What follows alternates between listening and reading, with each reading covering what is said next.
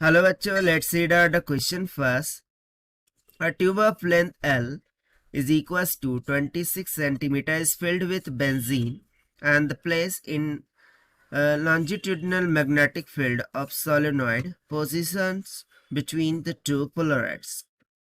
So देखिए एक tube है, उसकी लेंथ है 26 सेंटीमीटर, उसे फिल कर दिया जाता है बेंजीन से और इसे हम कहाँ पर प्लेस कर रहे हैं? एक लॉन्जिट्यूडिनल मैग्नेटिक फील्ड में, जो कि किसके द्वारा प्रोड्यूस हो रही है? एक सोलेनोइड जो कि प्लेस है दो पोलराइड के बिटवीन में. Now the angle between the principal direction of the polaroids is equals to 45 degree.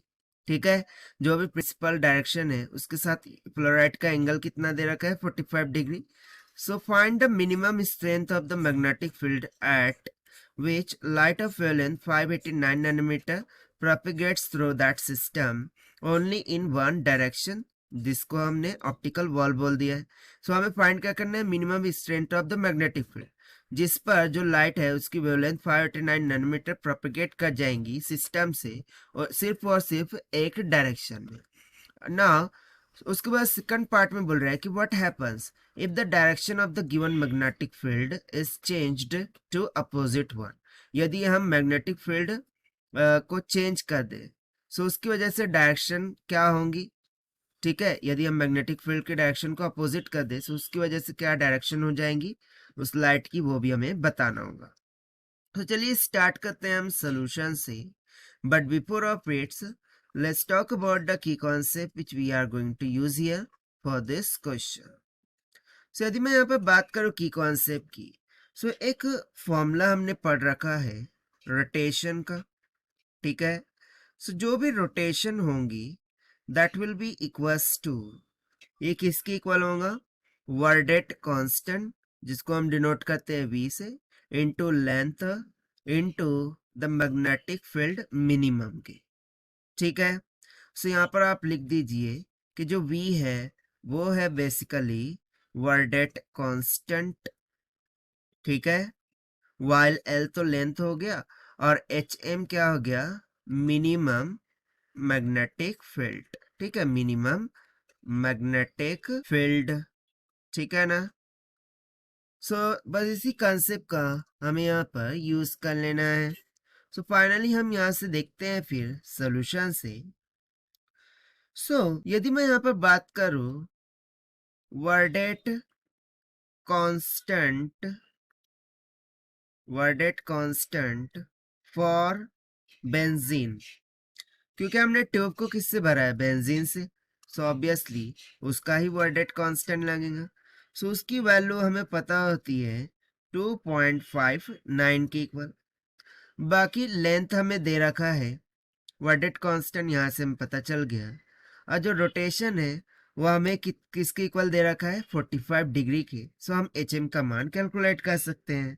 तो सिंपली हम फॉर्मूला लगाएंगे कि H of M will be equals to, यानी कि minimum magnetic field rotation divided by Verdet constant into length L. ठीक है, so this is equals, rotation कितनी दे रखा है? 45 डिग्री. मिनट में करेंगे तो मल्टीप्लाई बाय 60 करना होगा, divided by Verdet constant for benzene 2.59 multiply by length हमें दे रखा है 26 सेंटीमीटर. मीटर में करेंगे तो 10⁻⁻² से मल्टीप्लाई करना होगा.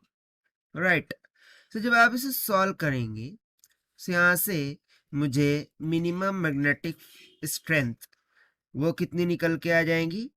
4.01 इंटू 10⁻³ एम्पियर पर मीटर की, जिसको हम फर्दर क्या लिख सकते हैं? 4.01 किलो एम्पियर पर मीटर के बराबर. सो ये तो हो गया हमारा फर्स्ट पार्ट के लिए answer.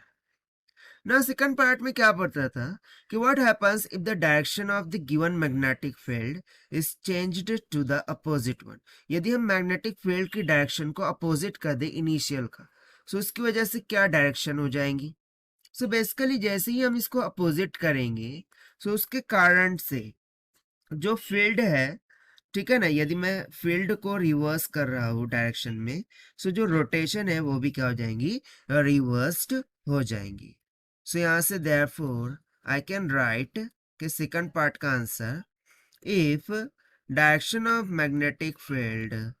If direction of magnetic field बोले या फिर स्ट्रेंथ बोलते हैं, magnetic field is reversed opposite बोले तो वो पहले का रिवर्स किया जा रहा है, is reversed, then rotation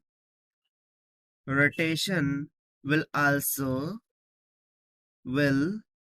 also reversed. जो रोटेशन है वो भी क्या हो जाएंगी, रिवर्स्ड हो जाएंगी.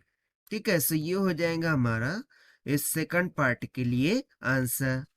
सो यहाँ पर होता है हमारा complete answer. So this is the required solution which we have solved by using the conceptual formula of rotation is equals to weighted constant into length into minimum magnetic field. So this is the required solution. I hope you understood it well. Best of luck. Thank you.